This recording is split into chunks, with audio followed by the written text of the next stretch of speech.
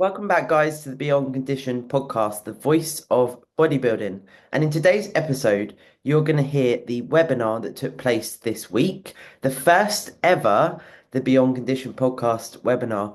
And first of all, thank you to all of you that did join. What a success, right? And for sure, this is just the beginning. This is something that I've been thinking about for a while, how I can essentially be able to offer more free resources to the community, but also bring you guys together. Now, in the webinar, you will hear quite a few things that I feel are real highlights of what competitive bodybuilding can bring. First of all, a big focus for you guys is to find the right coach for you. The coach that supports you even when they're not with you in person, the coach that drives you so fucking much that maybe these are dreams, but they can become reality. And a few of the guys on the webinar spoke about how they've found their right coach. And I spoke a little bit about what I want to offer as a coach because it's super important for me to show what's available, right? Now, in conjunction with this, if you find the right people in this space, wow, what an impact this can have.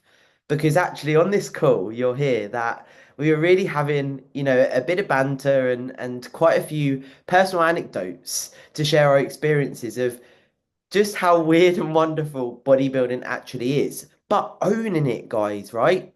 We can still socialize with people around us. They don't have to be a bodybuilder, but it's how you own it and it's how you operate as a bodybuilder. Because this can be, so inspirational to people around you, and we don't even realize it. So that was a real nice take home as well. And then we spoke about body image, scale weight, all of the things that are associated with the post show, what training can look like, what nutrition can look like. And you'll hear me say in this episode, I don't care what anyone says. I've never ever met two people that have done the same reverse out in regards to how they feel mentally, physically, what their life looks like. Because above all else, guys, you're an individual.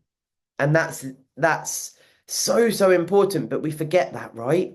And you're going to face a multitude of different emotions, I'm sure.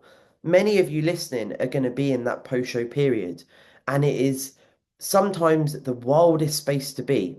It can be lots of highs, it can be lows, it can be everything in between. One day to the next, you can feel completely different. And the biggest part of this community, guys, and the podcast is to give you a voice. It's as simple as that. Why do I get asked, why do you pour so much into the podcast? You know, how do you form these bonds with your clients? What drives you? And what I'll say, guys, is above all else, I have found my passion and purpose in life. So enjoy this episode. If you do want to get involved in future webinars, please message me on Instagram. Just send me a DM and let me know. This is going to be hopefully available to you in your time zone because I understand that, and I'm going to share some news with you, but there's multiple people around the world that listen to this podcast. So I'd like to make this available to as many people as possible. And before we get stuck in to listen to the webinar, guys, I got the email to say that the Beyond Condition podcast was in the top 25% of podcast downloads in the world. The top 25%. It yeah, you know what this means to me, guys, and just thank you, because 2025 is coming, and I am fucking gunning for it. I hope you enjoy this, guys, and I'll speak to you real soon. This is the first webinar, and I posted it on my stories about. I feel like although whether you self-coach, you've got a coach. Some of my clients are on the call as well, so obviously I'm your coach. But whatever scenario you're in, there is this almost like a gap somewhere sometimes where it's like we've got a support network and we've got our people, but could there be more of that? in the space, and I know obviously a lot of you resonate with the podcast and what I'm doing with that, and it's important for me to bring you guys on board as much as possible because obviously what goes on in here is what comes out into the podcast in the episodes, the topics, the guests. But I want to do literally, as you know, everything in my power to do what I can to serve you guys because honestly, it is for me the passion there to, as I said on my stories earlier, if you watch them, trying to fit in life and understand where like who I am, where do I, fit in the world. Again, what bodybuilding can bring us, it can still be a lonely spot, you know. Oh, 100%. Yeah. I feel like since I've been doing this, my old life's gone. Like my normal friends, it's not actually like the same anymore. So then I'm actually grieving for that, even though I love doing what I'm doing. I'm grieving for the lost friends, the people that are not interested in what I'm doing, all of that kind of thing. And I don't think I'm alone in that, but you feel alone in that, don't you? I really like actually that as a bit of a topic starter because saying that so vulnerable, I feel that I'm almost mourning that. Again, it's something that I think that we associate ourselves with. We can put the work in, right? We can keep fucking going. It's like throw it at me. I've got this, I've got this, I've got this. But at times it's like, God, this emotion has hit me, or something has happened and it's hit me, and it's like, how do I deal with that? And in a prep context or a reverse out context, you can be more sensitive. You can be in off season also. But with the hormonal adaptations and what's happening, sometimes this grieving process for things that have occurred in the prep start Mm. to hit you in the reverse out. And you're like, what's going on? Where has this come from? And that can mean parting ways with people. People get divorced in preps and all sorts of things. Well, I've done that. Other people do as well. But it's like, you can make these big life changes. You're sort of 3 6 weeks into the reverse and you think, whoa, and where does that then go, if you haven't got that support? Yeah, percent. And it's very, very individual, and three of the things that I've been thinking about for this call is to think about actually when we talk about post show and the reverse out, that you are an individual. So all of us on this call and everyone I've ever met, the reverse out has never been the same because Yeah. we're all individual. And that's from a physique standpoint and a mindset standpoint. Then it's understanding your why. So if you've done a show and you maybe won't compete again, or you maybe want to try it one more time, or maybe you're going to continue this path, some people retire, etc. Understanding what your why is, why are you doing this, and the things that are associated with your why are going to get you through this journey. Because if you don't understand why you're doing it, you're going to question yourself even more when that self-doubt hits. And then also trying to remember that we always have a choice, and that particularly in this post-show period. So if there's things that happen, and this is things that I work on with clients as well, if things happen that you're not happy about, it's about reflecting and working out what led to that, why you're not happy about it, and how you can improve in the future. Because if we're not having that reflection, and this is what check-ins are for, right? It's like some check-ins, it's like you can write your whole life story because a lot's happened in that week. But you're then, in essence, you're almost journaling, aren't you? Because you're writing down, okay, this week, these things have happened, and whether you communicate with your coach outside of that as well. And then it's like, what is my choice going to be moving forward? And what I will say is, over the 12 years of competing, every single post show has been different and I've made mistakes. And I think sometimes we need to give ourselves a little moment to go, it's okay. But it's what we do moving forward is important because if we go into these, you know what it's like, you can go into self-sabotage very, very easily. Hmm. We want things to be perfect, but you'll see on the PowerPoint presentation I send out after, what is the perfect post show? Because can anyone here say to me, right, this is the perfect post show? Because I really don't feel like there is a pen to paper with this. And this is Sarah, so important. that's a very good question because I think one problem with post show is that we do not know how it's supposed to be. what is the expectation of what a good post show is. So what you're doing right now is super important, saying that it's individual, and maybe that with your coach, you have to have a blueprint of what is this post show ideal scenario for you as an athlete with your coach, because I think that's what's happened to me. I am like, okay, is this a good post show? I mean, I didn't put on 15 kilos in 3 weeks. Does that mean that I succeeded? I mean, or should I have done better? It's like I don't know. I don't know how good. I don't know how success looks like for a post show. Yeah. But I think as you go on, this will be my 4th post show now. So I've gone from first post show to being bad. Second post show, I was like Miss Trunchbull. And then my coach kept saying, Keza, no Trunchbulling this time, no Trunchbulling this time. So last year I was a smaller size Miss Trunchbull. And then, do you know what I mean? But I've improved.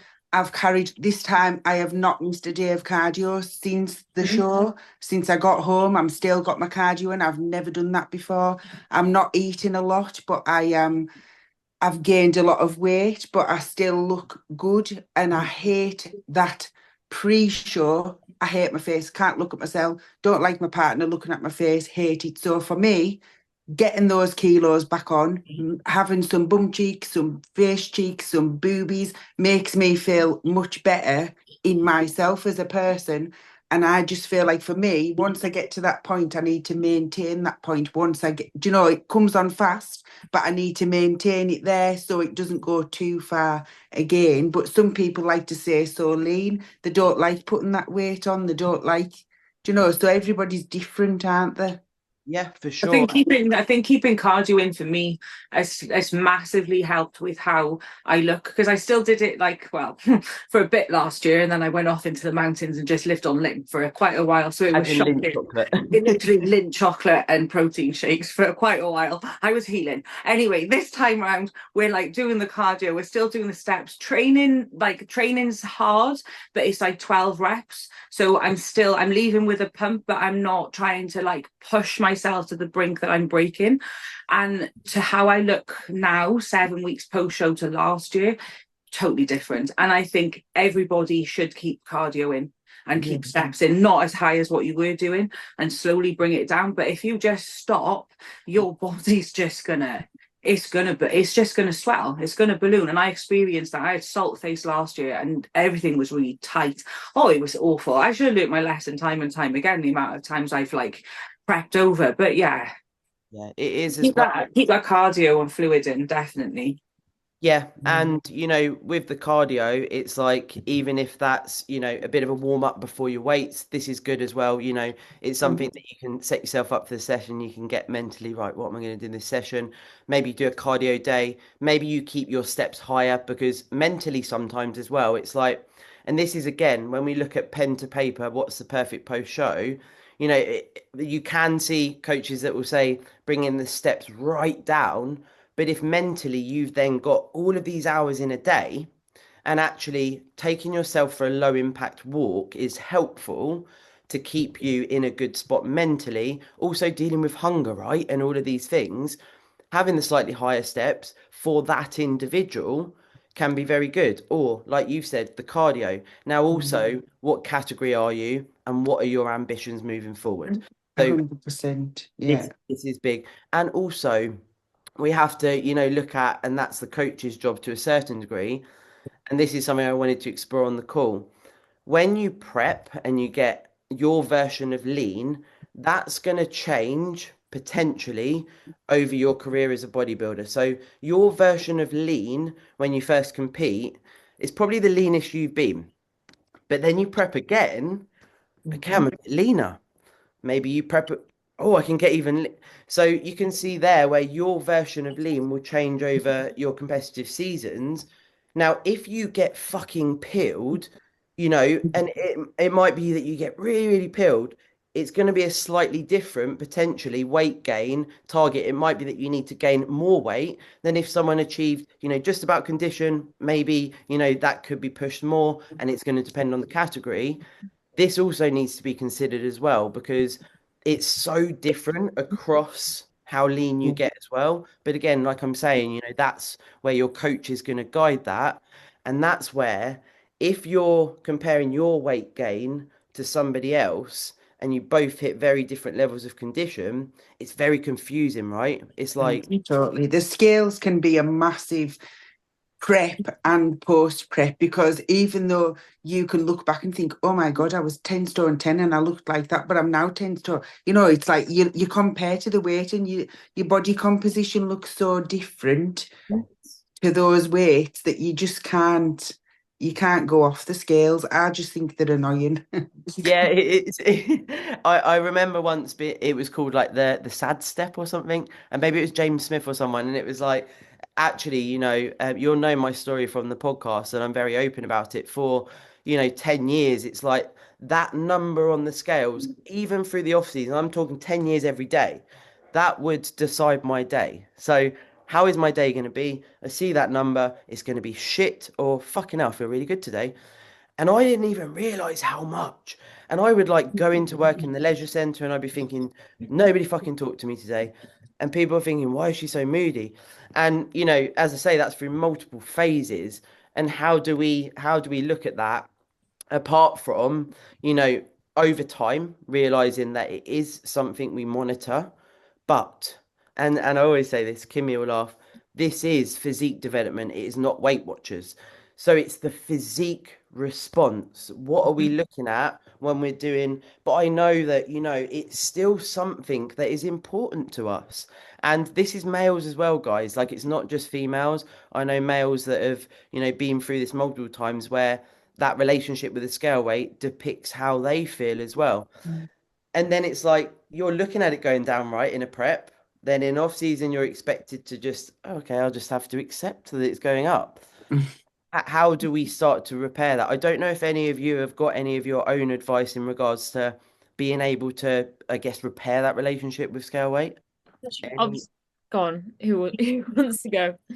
You go, you go. I'll go. Obviously, Oh. like just reminding yourself within the off season, we're not here to be a certain weight. We're here to lift heavy weights. We're here to get strong. And if you're wanting to come back better, then on stage next time than you were last time, you got to remember you're doing this for a purpose, and it's not a purpose of being a certain weight or being a certain body fat percentage. Obviously, we don't want to get too far to the point where it could be unhealthy, but you want to get to a point where performance is great, health is in a good spot, your menstrual cycle's back, mentally you're good, and you're gonna basically optimally grow as much muscle tissue as possible before you prep again. Yeah, definitely. I was 2 weeks post show this time and got my cycle back, so that's really good. 2 weeks, and I think that was another like positive for me to like actually get that back within 2 weeks to the extreme what I took it down to, because I'm women's physique, so obviously water manipulation and whatnot as well, so Yeah, you brought wild condition this season, my G. so that was hard. It was hard graft. 2 hours of cardio because I'm 46, so I'm perimenopausal, all these other factors. Every year, people expect that the prep's going to be the same every time. My first prep was so different and it gets so harder. So I'd gained that much tissue over 1 year that I just couldn't get lean last year. It just wouldn't get lean because it just wasn't mature enough on my body. And then, do you know what I mean? There's totally different factors. It's very relevant, actually, what you say there about what your physique looks like when you gain more muscle as well. So from a peeled perspective, as it were, you look different with more muscle. So the more mature muscle you're going to have, your condition can look different. You might even be the same body weight, but you can look very different when you're gaining more muscle in the off season to when you diet down. And actually, Rimini, a good opportunity, because you spoke about scale weight, what you actually had to do in this prep to essentially take yourself into new levels of lean. It would be cool to hear a bit about that. Literally protein fats, pretty much, on a training day. Yeah. Horrendous I was willing to feeling, do anything at that point, once I Sarah. Yeah, it is wild though, isn't it? Because it's like, again, when we're looking at our body image and our weight and everything it's associated with how we can negatively feel, the body is an incredible thing. And I think we can forget that actually in that prep, it's not nice what you're doing to yourselves. It's not a, this is why it's labeled as extreme. And what the outsiders would think, fucking hell, is there something wrong with you? We're like, no, I'm really good. I'm pushing, I do this thing. And it's like, yeah, everyone's going to understand. And I'm sure many of you have had conversations with the outside world where people are like, are you ill? Like, and it is a thing. And it's like, from their perspective, when we look at the external pressures and the conflict that we can face as well, a lot of the time we know in our heads what we're doing, and that fits our narrative and our goals.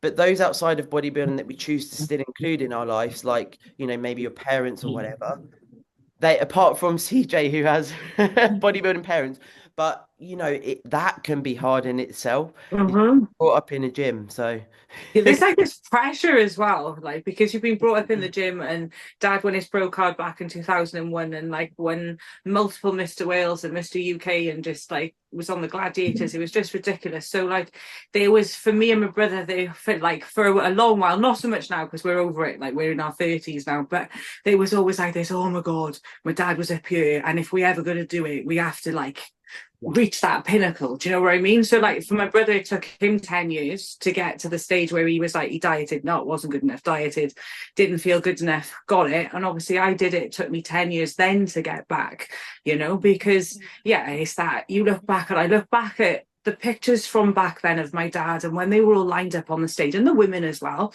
And if I don't match that, like I don't want to get up on that stage, So you gotta just take your time, because you gotta mature, get your muscle mature, because it doesn't lean down the same.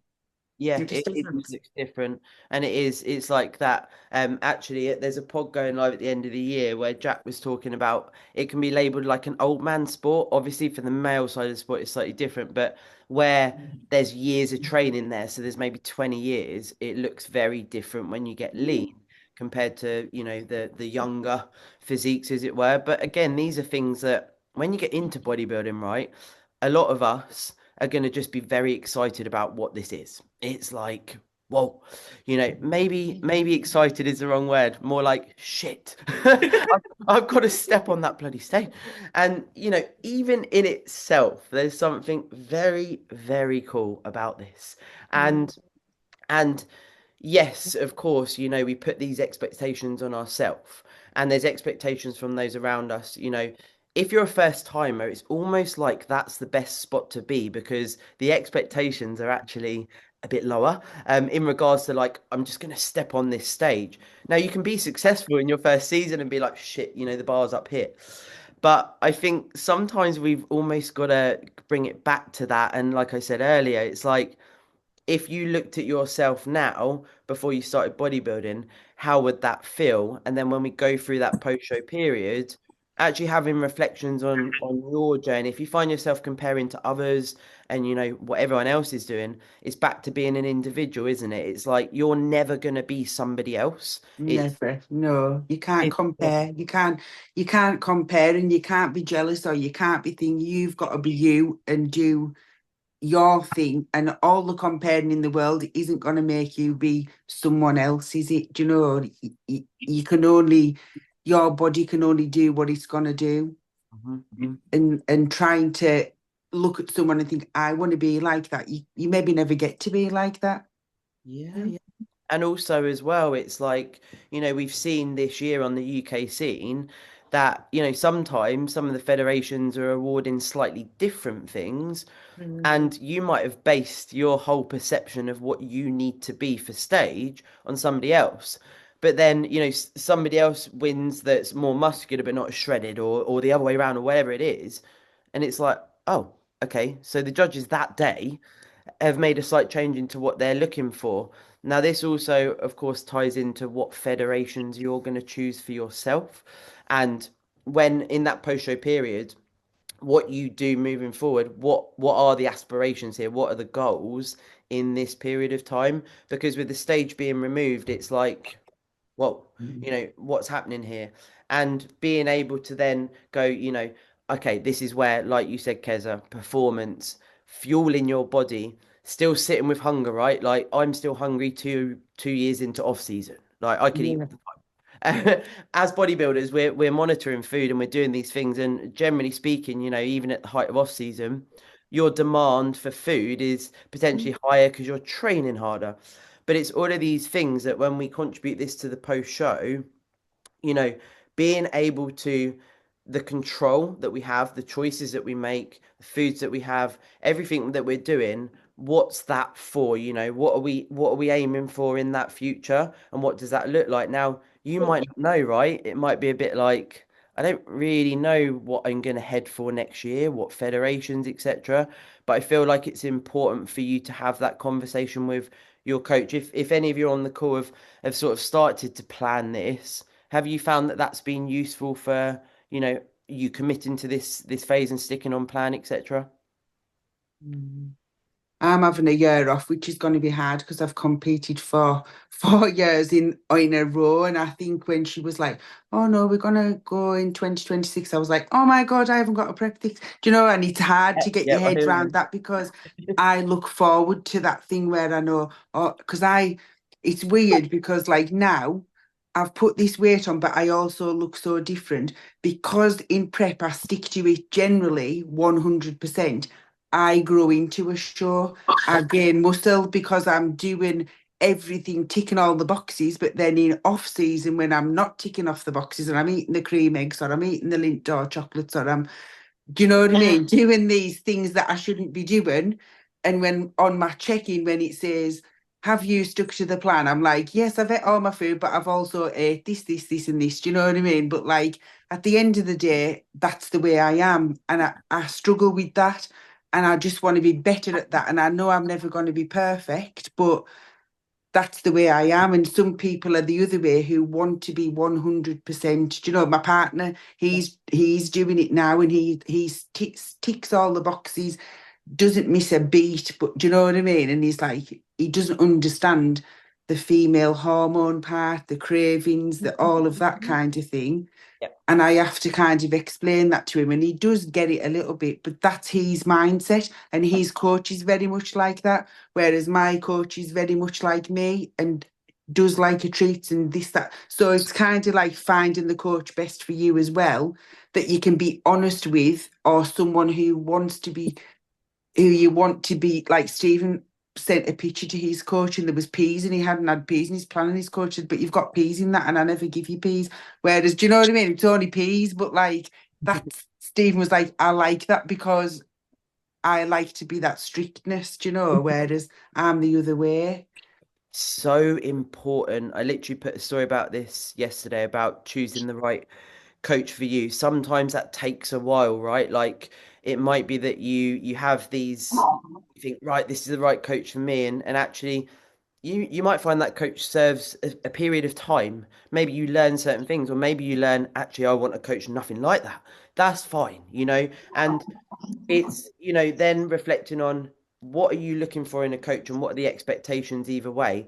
Can you ask questions, and also are you willing to answer questions, and finding someone you can be honest with. Yeah, that's important. Yeah. And also it's like, I was saying this to Kimmy earlier.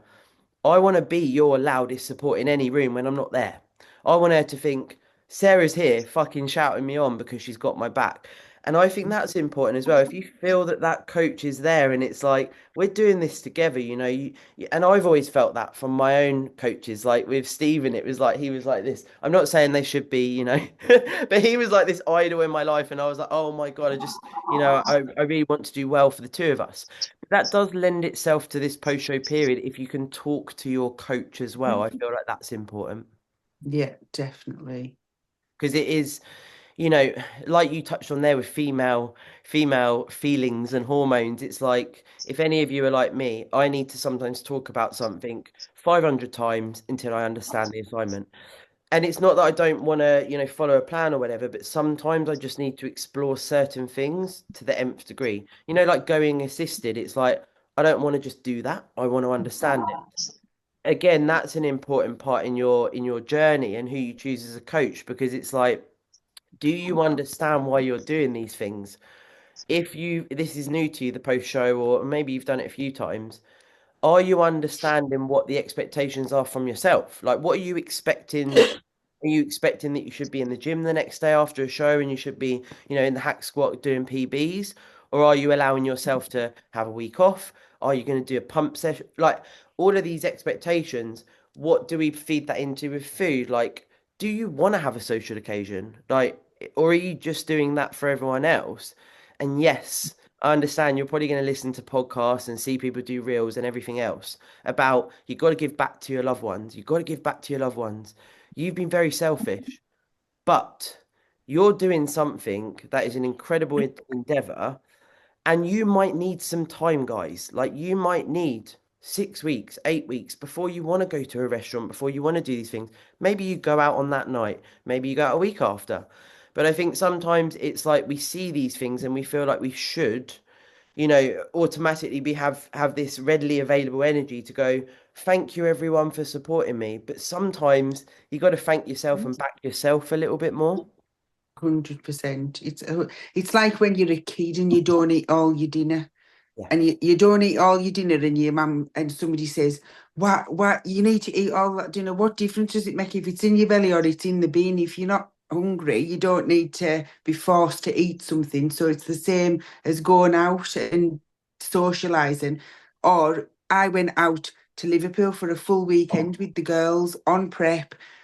Went out, they had Prosecco in the ice bucket. I had packets of chicken in their ice bucket. Oh, but I was like spinning. I was head spinning on the floor. I was dance off. I wasn't drinking. I was like, had all my food in my bag. Didn't stop me having a good time. I don't like to drink anyways, and I like a good time. So to not be invited on nights out, why would people do that? Just because we're bodybuilders and because we're dieting doesn't mean to say we can't go and sit at a table and eat chicken and rice or whatever with those. So and I've had a good experience with that, because whenever I go anywhere, people are like, oh my God, I can't believe you do that. So that keeps me going. That's like, oh my God, people are like praising me for doing this and saying. So that keeps me going when I'm out eating that while they're eating massive buffets and whatnot. But it's choices, isn't it? Like, we can sit at any table and eat you go to a restaurant and there isn't one thing on the menu. There's a choice of things, and we're choosing to go and maybe eat the steak and the rice or whatever and make the right choices. So yeah, I think as well that's the personal evolution of, do you want to be a bodybuilder? I think that if we resent having to do that it gives you your answer, right? Like, if you're sitting there thinking, why do I have to eat this? Why are you like, why is this a choice? Instead, sit there and fucking own it. Like, this is what I'm doing. This is my thing. I remember sitting actually at a hen do, and they actually heated my food up and brought it out with everyone else. But then what you experience is, and I don't know if you guys have had this, but everyone was getting pissed, and slowly the inhibitions change. Like, I'm talking piss. And then by the end of the night, they were going, how do you do that? Like, can you teach me how to do? And everyone then, that gave me that context to, everyone was like, I wish I could do what you do. And I think we sometimes need to remember that actually it's fucking cool, like sitting there with your own food, like, I'm doing this competition, like I'm doing this thing. And you look around and you can still have loads of fun. It's often everyone going, are you okay? Are you sure you don't want to? For me, to going out, I find the people drinking alcohol really difficult because I don't drink. And when I am out, I really find the typical gym talk really annoying. Like, it goes from being like, oh, do you lift, to, oh, can you do me a diet, or can you bench press? And I've not really had like that many positive experiences being out on social occasions with people under the influence in any substance. You want to arm wrestle? Yeah. Or when they say, oh, I don't have time to go training. And it goes from like, you get men who become dickheads and you get women who become just horrible. And you're like, oh, this is why I don't drink. This is why I bodybuild. This is why I don't actually go out. There's Like, all of these different spectrums, isn't yeah, there? it's like a right. So like I go for Nando's or something with my friends because it's a different scenario. But I think if I was prepping or even just in general, I probably wouldn't go to a hen do. Or if I did, I would have my arms to my neck, to my legs covered. So I was just Carly and not Carly the bodybuilder who works out and eats chicken and rice. Because it's just, it becomes boring. But you Like, can see, can't you? It's like that context of, yeah. in my example is completely different to yours, Carly. So it's like, and actually, those people under the influence turned in almost like a positive way, like, wow, what Yeah. do. And then it's our decisions personally. Do we incorporate some alcohol? Do we prefer not to do it? And it's that individual, it truly is. I just want to say before I leave, because I have another Zoom call now, I told Sarah, that I had a very good experience going at a wedding. And some people, they had seen me already competing a couple of times. And the bride, she got me completely. She's the chef of a sushi restaurant. So for the buffet, there was normal food for everybody. And she ordered 150 grams of tuna sashimi for me. That was my dinner at her wedding. I mean, she did that for me because she knew that I was prepping. And so those people are out there.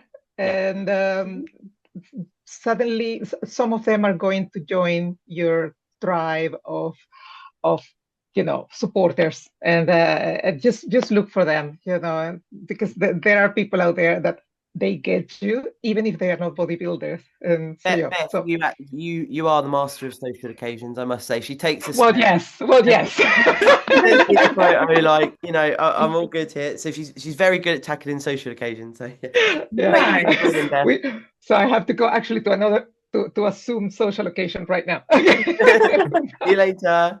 Thank you for Bye. the invite. No Bye. problem. Bye. Molly, maybe we can talk about when you went out and had a drink the other night and you were like, I don't think I'm going to do that again.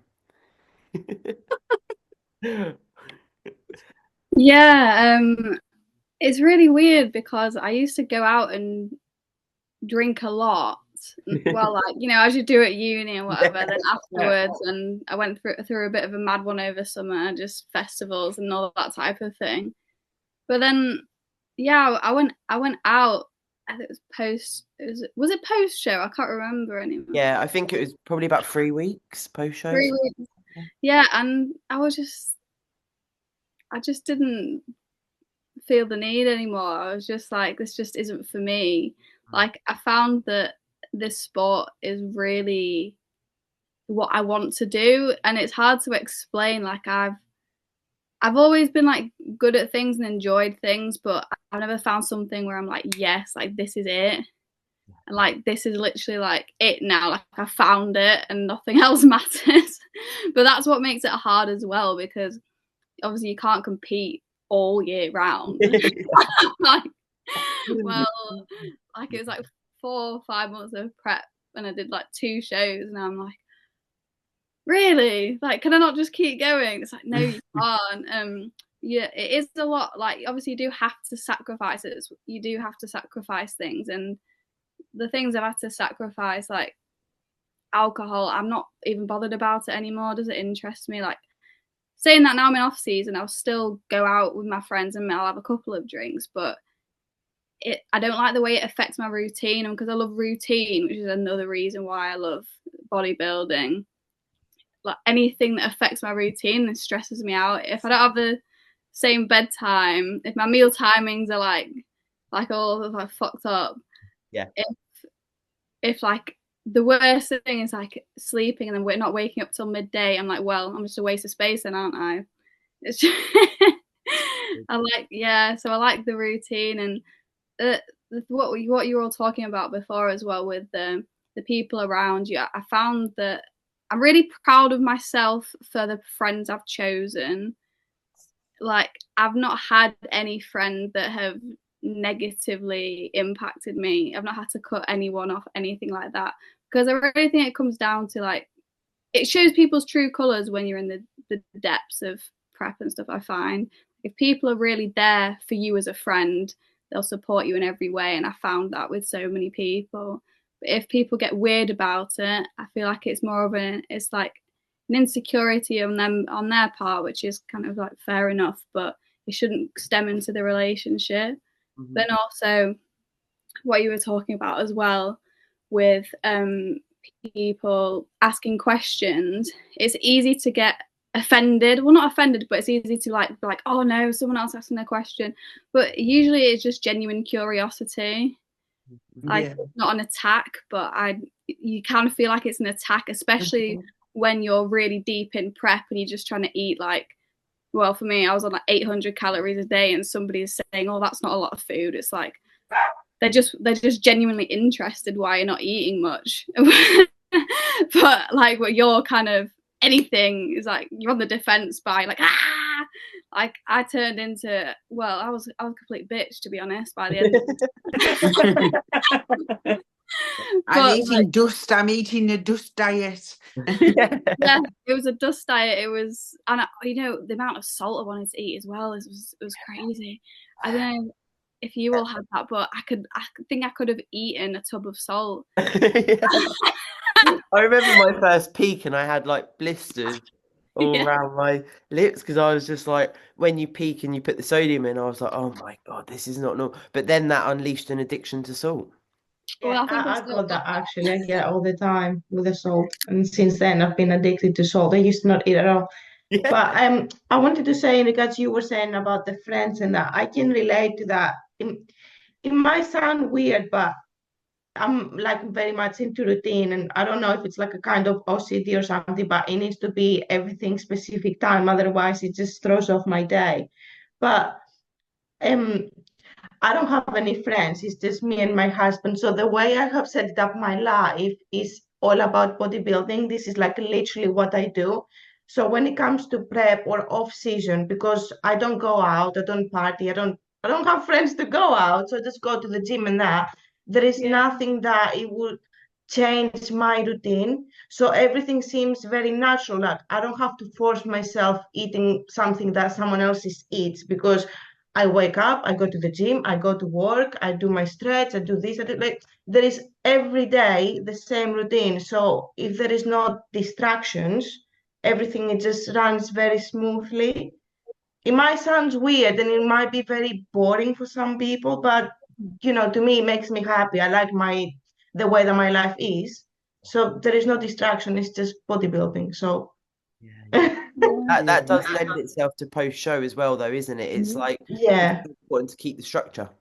Exactly. And then when it comes to post show, I just try to understand that the goal now is different. So instead of focusing on losing weight, we're focusing on building up the weight. And then what it helps me is that if I know that I put 0.5 kg this week, it's not because I was eating chocolate and chips, it's because my coach sent me a plan with higher calories. So naturally my weight it will go up. If in my head I know that, oh, I put on weight because I was eating crap, then that would devastate me. But because I know it's the plan that has changed, that's why the weight is going up. So there is the logic behind it. Yeah. Love that. That's it. And I think we've got to set with the goals. Like for me now, I think, right, I'm going to compete in 2026. So what are we going to do here? I'm probably going to gain weight. I don't want to get to Trunchbull. So what we need to do is we need to book a holiday or book a photo shoot or something to then, just do a little bull, come back down, and kind of stay that way. Because for me, going into the Pro League, which my next show will be a pro debut, so I need to stay in because I don't condition easily. I need to stay kind of in condition, and we don't need to grow much size, just a little bit all over. So for me, it's kind of like we know that we need to stay in condition, and that's the goal of being a pro. But like, it's hard when you've got ADHD and you've been eating, you this, that, and the other. It's hard to understand how to keep, do you know what I mean? Keep it at that. So I've thought to myself, how can we do this and maybe do a photo shoot? Do you know, like keep little tiny goals in there that isn't competing, but still something to aim for. Because It's if you do note it, and this is it with, I'm glad you're so open about it, because when you do find yourself overeating, generally speaking, I think we can often forget that it's actually worthwhile. Back to what I said at the start of the call, the individual response. Why is that? Like, is Yeah. it because of something in your past, or is it because of ADHD? Is it because Yeah. of personal circumstance? Is it because of pressure? Is it because your why is not stable? And like, what is the reason? And actually, the acceptance to that reason and working with it rather than fighting it or hiding it, because that's Definitely. That's the thing. And I think ADHD is one, but also I come from a family with 5 sisters. My mum was on her own. She didn't have much money. She had a job. She would come home from work with 5 Kit Kats or 5 things, and that was the chocolate that we got. So then when it got to the point when you could have that money to buy your own, you would go out and buy a full packet of 5 Kit Kats and eat the lot and stuff. So like, yes, that's the beginning, but also the binge eating and the dopamine hit that I get from the binge eating, but then it's up here and then I go down here because I feel guilty for eating it. So listening to your podcast is a good thing. Like last week, what you said when you said eat your food, then have the grenade bar after your food, and then you're not going to eat them all or whatever. Little tips like that. I walk around a shop and I pick a Galaxy up at the start of the shop. I walk all the way around the shop, do me with the shop, and then as I'm getting to the till, I put it on the shelf, walk out, and I say to myself, "You've had it," but I haven't actually ate it. But I try and do little tiny things like that, to help. It's yeah, getting And rid of just what's left over as well. So, like I get on a weekend, I have like, so it was my birthday this weekend. He said, just go wild, have whatever you want.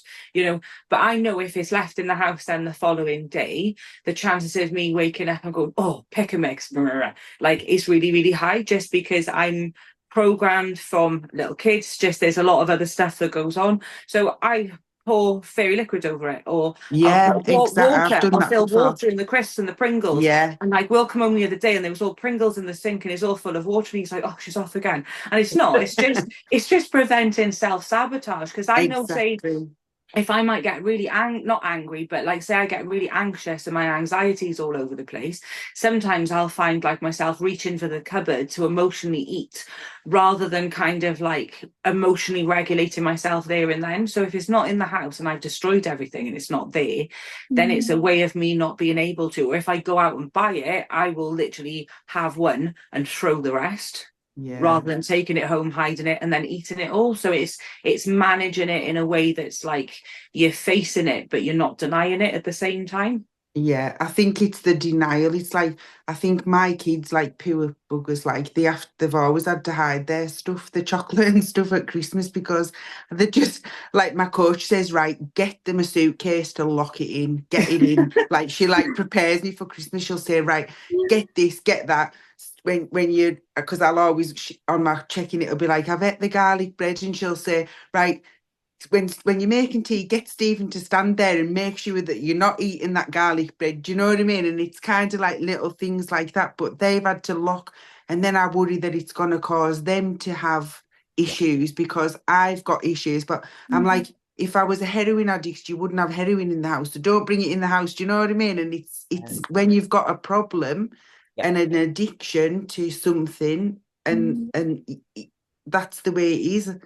Yeah, I think as well, it's like you touched on there, the people that you live with. I didn't realise till I did the podcast and got my mum on that she used to hide food because she felt bad. And I didn't even realise she was doing it. And I think as well, it's being open with those people that you live with or people around you that, if you are struggling or you do need some help or, you feel uncomfortable about certain things, being honest with yourself as well. So we can all be honest with our coach, hopefully, or we can gravitate towards that. But it's also being honest with yourself. How do you feel in these scenarios? Like, when you sit at a social occasion and you're going to order off the menu, does it serve you better to look at the menu online before? Does it serve you better to pop in and have a look? If you're anxious in social scenarios, not all of us can just sit there and have a meal. That's not always as easy as we would think. And sometimes I think this again, it's like we're trying to not maybe think of how we actually feel inside. Like it's almost like that inner child, because a lot of this will come from, as we've explored there, the childhood of what do you want to do? And also I've had it after a show where I'm like, I don't even know what food I like right now. Like you're just it's this, because we talk about heightened hunger, but there's suppression as well. Yeah. And that can ebb and flow. Like I get days sometimes, it might be around my period or whatever, where I'm like, I just don't really fancy eating. And that can be in prep also, and the reverse out. I've had clients that it's hard for them to eat after. Like it's very, very hard, and they stay lean, and we've got to work together to build that up. So it's not always that you want to eat more as well. You know, Yeah. it's actually that sometimes you're like, I can't accept this food. It's quite difficult. Yeah, it's funny you say that actually, because on like when I was doing my reverse out, obviously I'm still reversing, but I have a bowl of cereal and protein milk, which is amazing combo by the way. But I made it and then I was like, this is too much, like this can't be right. This is a massive bowl of food. Like I have to like remove half of it. This is way too much. But like I triple checked the measurements to make sure that I hadn't overweighed stuff. Yeah. And it's like just realizing that what you eat on prep, like I could fit literally my prep food in like a tiny little Tupperware. I know. It's crazy. Yeah, it's just recognizing like it's that tiny portions aren't like all the time. It's like I had a big bowl of food and I was like, no, this is actually like a normal sized portion. But so that's when I was kind of had like an oh shit moment, because I've handled things fairly well, to be honest. But then this is one of the things that I didn't realize I had an issue with, and that was food volume. Just seemed like I was overeating, and then I was like, oh no. But then I realized that no, it's fine after I triple checked all the measurements. But yeah. The acceptance of the food, isn't it? It's like we get so good in prep at saying no and doing our thing, and the show is there, and then it's like, oh, I'm allowed food. I'm allowed food. Are you sure I'm allowed food? Am I allowed this much? and it's funny as well, preferences. Sometimes you could eat more of something, but psychologically, maybe the cereal or whatever it is for each of you, that thing is like, oh, but that's quite hard to accept that one thing, but the rest is okay. And there's sometimes these types of things that happen, and it's a bit of a weird mind fuckery, isn't it? It's your tummy as well, because when you've ate just chicken and peanut butter, chicken and peanut butter, chicken and peanut butter, but then like when you come to like peak week and you've got like 150 grams of rice, a bagel, banana, this 7 liters of water all sitting on top of it, and you look like a biathlon with your abs and a big belly sticking out. Do you know what I mean? Like that uncomfortable feeling of being full of water, full of food, and then afterwards your belly, you think you're putting weight on, but it's probably just your tummy inside being full, pushing out, and it's all that as well. Weight gain on the scales, it could just be, that first portion of time. A lot of it could be the food volume. That could be the food volume. And also, how is your digestion? What are your activity levels like? What are you doing around each and every day? There's so much that contributes to scale weight fluctuations. And this is where, guys, it's so important to, of course, we spoke about finding the right coach, but also if your coach is happy. Actually, Sarah said this on a podcast. If your coach is happy, you're feeling better off the back of prep. Because yes, we feel we're hyped and we're fucking buzzing. We're not our healthiest version of ourselves, right? So if you're feeling good, if you're getting motivated for the off season, if you can see, the performance starting to creep back, maybe your sleep improves, all of these things, then you see one other person on social media and that removes everything. Oh my God, everything's going wrong. That's where I sometimes feel like we can get into that sort of, oh God, is it going in the right direction? But listen to your coach, guys. Like it's so important. Well, I was looking at after the Olympia, I was looking at bikini athletes, and they were like 6 weeks post show, and I was like, that's how I looked on show day. Yeah. So again, the condition. Yeah. But when we look at it as well, when you pursue it, and like I gave that example of like when you change your condition and what that looks like as you move forward. But that will motivate you, Molly, in your next Mhm. season, because you know you're like, I'm going to get more condition next time. Done my first season. I know what to expect. I know this is my thing. When you're in the depths of prep, I will remind you and I'll say, look, this is what you want. This is what you want. And these types of things, right? When you are in that depth, and we've spoken about having you, maybe it's like 6 to 8 weeks longer for your prep of getting that condition. It's Yeah. like those Olympia athletes, I'm fucking doing this. And it's little things like that. It's like, I've got this. And also in the post show, remembering that in the prep, you're so hungry and you're like dragging yourself for each day. But then you get into the post show and you're like, I don't want to eat. And it's like, but I was fucking starving, and now it's like this weird. It's such a weird dichotomy because you're like, oh, and at the times you're like, I don't know how I'm meant to feel. Like Yeah. Beth said, what am I meant to feel in this phase? Mhm.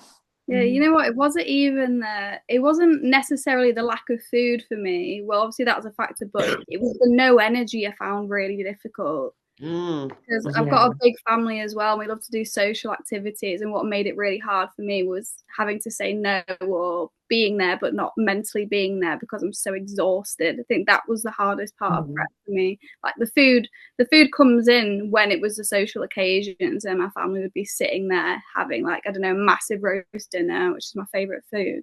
And I'm just there like, I could go up to my bedroom because it's just too upsetting. But it is as well. It's like responding to this is not good for me to be around it, and that's okay. It's like giving yourself permission to be like, I'm actually going to go to my bedroom because it's better for my mental health rather than like. Yeah. And it is those things. It's like when people associate giving back to your loved ones. I think that's part of it, but always remembering that it can be on your terms, guys. Like, those around you that support you will understand that. And I know that's not as easy as putting that into practice. Like, well, they just understand because sometimes they won't. But giving back to them and doing little things, it doesn't have to be food. Also, it could be that you write them a nice note or like you get Go them for a walk together or go Yeah, anything. I coffee. did that a lot. Yeah. Yeah. That's why your podcast was so helpful as well, Sarah, because like I didn't know how to tell my family what I was doing because they didn't understand. I think as I said to you before, like the first thing my mum said when I told her was she was like, so do they do anything? Like do they fight or do they like lift weights? I was like, what do you mean do they fight? Like and it's just you like you kind of said a really good way to tell your family, like your friends, like you don't have to understand what I'm doing, just understand it means a lot to me, and that's what's important. I think that's a great way that you express that, and that really worked with my family and my friends. So thank you for that. You've been in my ear throughout the whole of prep. I couldn't have done it without you. You. Oh, you guys. I just realise I don't want to say goodbye now. I could stay here all night. This is what Right. happens, but this is the good thing because obviously it's successful. So Yeah. it's this a regular thing like this is a good thing, and I think we're all realizing that we are all the same mindset and have similar things. So actually, yeah, it's nice to have your own friends, but it's nice to have your bodybuilding friends because nobody knows you like like other people in your same camp. Yeah. Yeah, it's important because, as I always say, it can be a lonely sport, but when you find your people, you know how I get on my story. I get a bit amped up. But honestly, like, and when you guys, message me and we speak, and I'll always say this, it genuinely it fires me up so much because, as I said at the start, I've never ever found that I've fitted in. I've never really been good at anything. And now it's like I feel like I'm quite good at this thing. And then obviously doing the podcast and what you guys say, like it's something that I do with passion, as you guys know. But it means a lot just to have you here today because finding your people it's strength in the darkest times as well. Yeah, Yeah. definitely. Important. Yeah. Do we get to have a little group photo? And before we wrap up, actually, you might have seen it on my story. We are actually going to do a seminar with me, Sarah, Romana, and Wendy in Stoke-on-Trent in February, and we're going to release all the information probably next week. But we're going to do a seminar with all of us talking about topics. I'm going to engage with you guys what you want to hear about, but also there'll be the opportunity, because it's going to be like 1 till 4. There'd be the opportunity beforehand to do one-to-one posing or training with any of the guys, and you can book that individually if you wanted to do stuff in person as well. Is that going to be on a weekend? It's going to be on a weekend, yeah. Nice. I'll be there. Yeah. Which area you said, to see how far it is? So Stoke-on-Trent, where are you? Margate in Kent. I'll have to have it. Oh, Kent's quite. I've actually got a client coming from Kent. I don't know if you. Oh, really? We can come together. She would bring you. She is sound. She's so nice. I'm traveling from Cardiff way, so if anyone's down my neck of the woods and they want to lift, it's like a good 4-hour drive. Yeah, I mean, it's going to be a bit of a. I mean, some of you guys. I think Elle might come as well. You know Elle, don't you? Yeah. Yeah. I do. It might be that we had competed together in the past as well. This is how much. One of Sarah's clients from Cardiff. She might actually, because it would be a good chance for her to meet up with Sarah. Oh, sorry. Yeah. Sarah. Yeah. So, like, you know, there's always kind of a good way if you get it of people sharing lifts. It might be kind of a good way to kind of. Like communicate with people. And also it's like, you know, obviously doing this type of thing, it's been super cool to do it, and then it's like meeting in person. It is so cool, because it's like you'll realise, guys, some of you have met me in person, I'm exactly the same person as I am on the podcast, which is helpful. I've only ever met I've met you the first time was with your tits out while we were getting tanning. That was the very she was like, I listen to you while I'm cleaning. I was like, I'm a cleaner, and I put my AirPods in and I'm like, I'm cleaning away, and I was like, your voice, like, it's just so inspiring. And but we're standing there naked. That's probably how we most meet our bodybuilding friends, when you're standing there naked. So as well, it's like it's so easy to communicate when it is the right people, even though we might feel like sometimes, I don't want too many people around me, and I'm very sort of in my thing.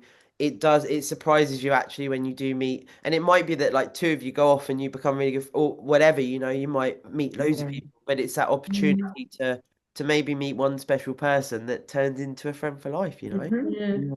Bodybuilding in America is a massive thing. Like, you can find bodybuilders literally everywhere, but when it comes to UK, we're all so far apart from each other. Like, in my gym, in my area, I don't know anyone else who does it.